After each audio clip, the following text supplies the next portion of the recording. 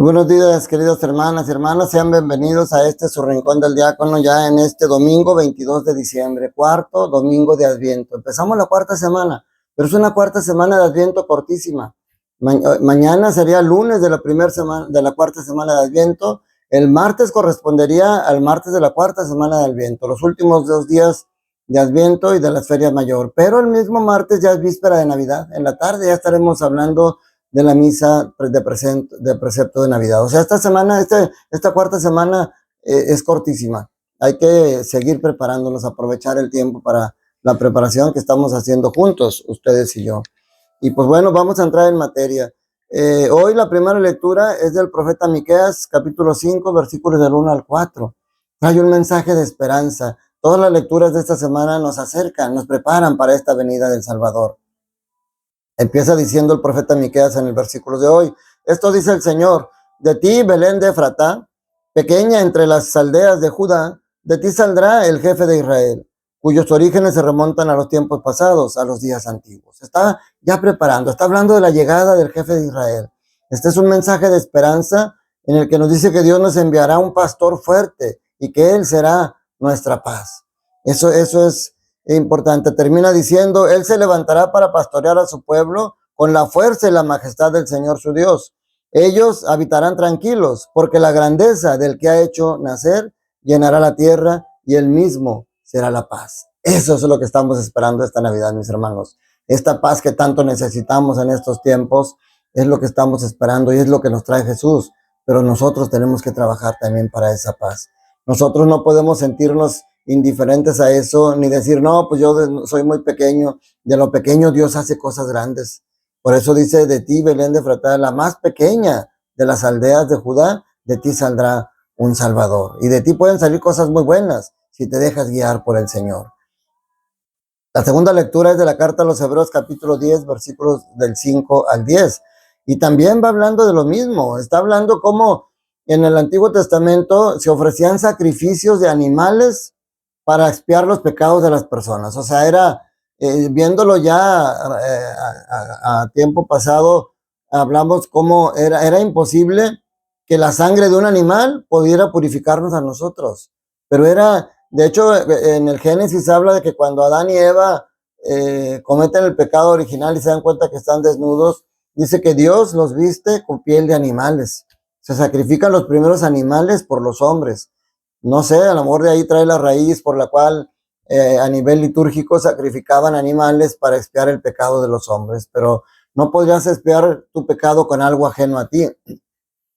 Por eso era necesario que una persona, era necesario que cada quien, pero pues imagínate, si sacrifico mi vida para que Dios me perdone, pues de qué me sirve si ya me morí.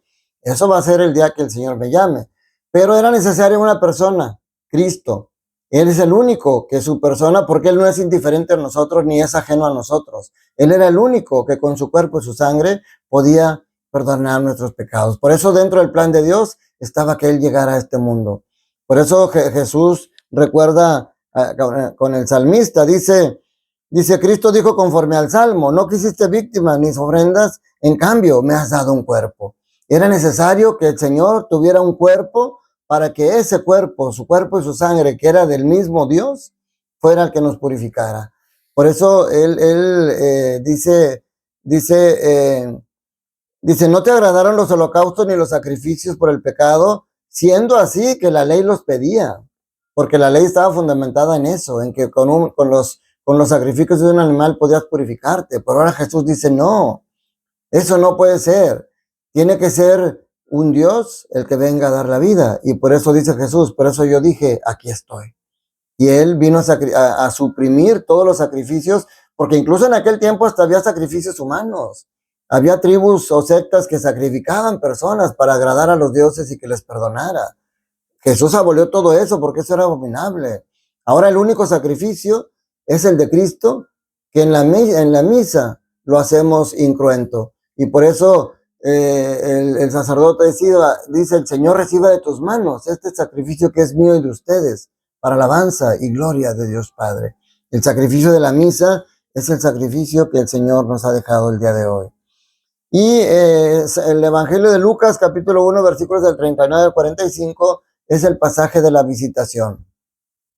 Ya lo conocemos, ya lo meditamos en los rezos del Santo Rosario, en los misterios gozosos lo meditamos y hemos dicho muchas cosas, pero hoy yo quisiera meditar esto en base a 3 verbos: el verbo escuchar, el verbo aceptar y el verbo responder o actuar. O sea, que haya una respuesta de ti en base a lo que escuchaste y aceptaste.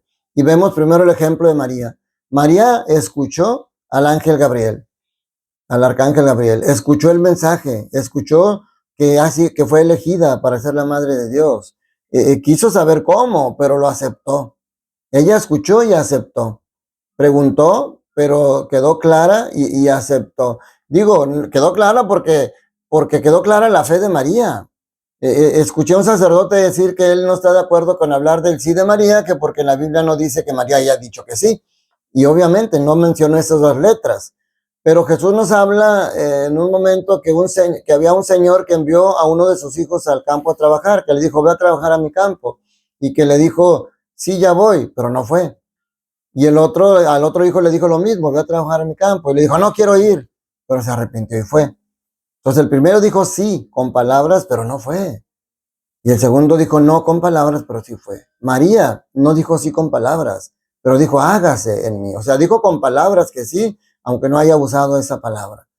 Entonces sí, hay esa respuesta. O sea, sí hay esa aceptación. María acepta lo que el Señor le ha dicho, pero con la explicación que le da el ángel, aunque María no pide ninguna prueba, el arcángel le dice, ahí tienes a tu prima Isabel, la que llamaban estéril y anciana, y ya está en el 6º mes de embarazo, porque no hay nada imposible para Dios.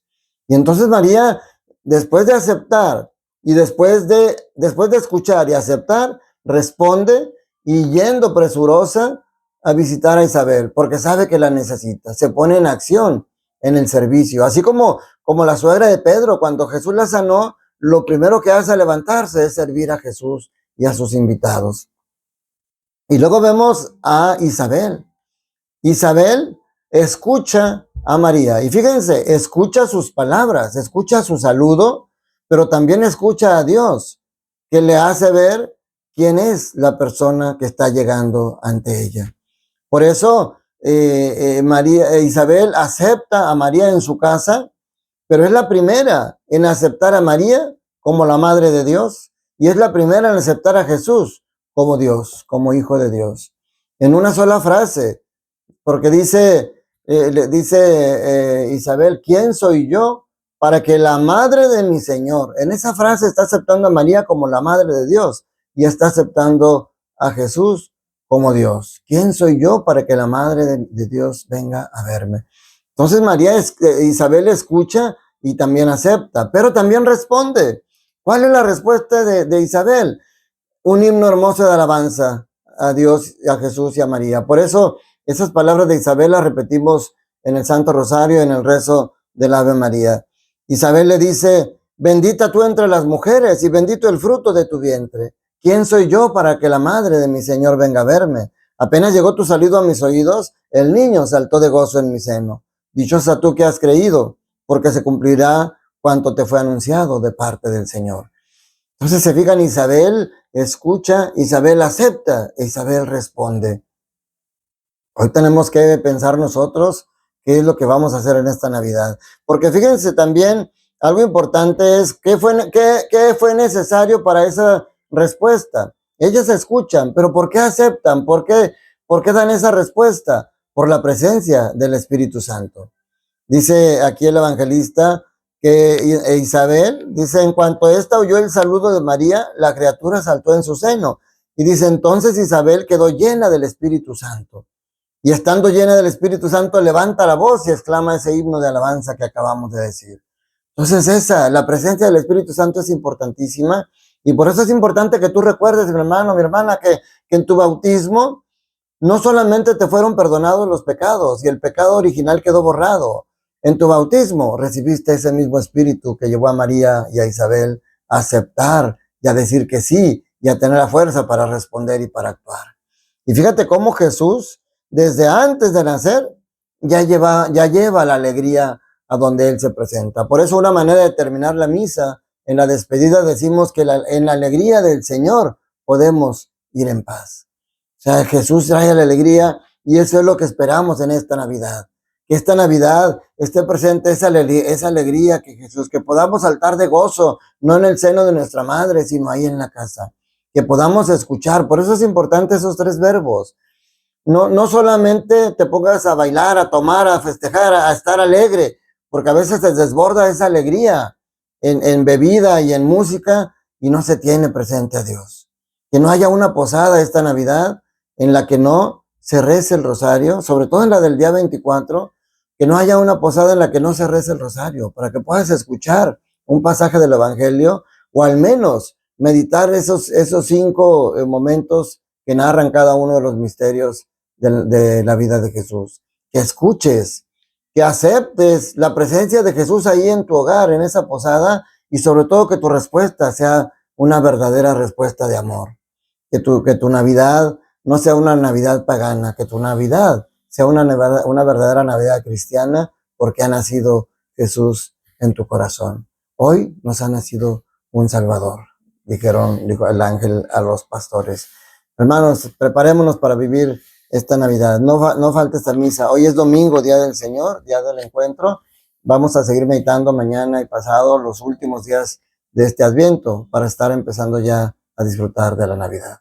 Que la bendición de Dios Todopoderoso, Padre, Hijo y Espíritu Santo, descienda sobre ustedes, sus familias, trabajos, escuelas y permanezca para siempre.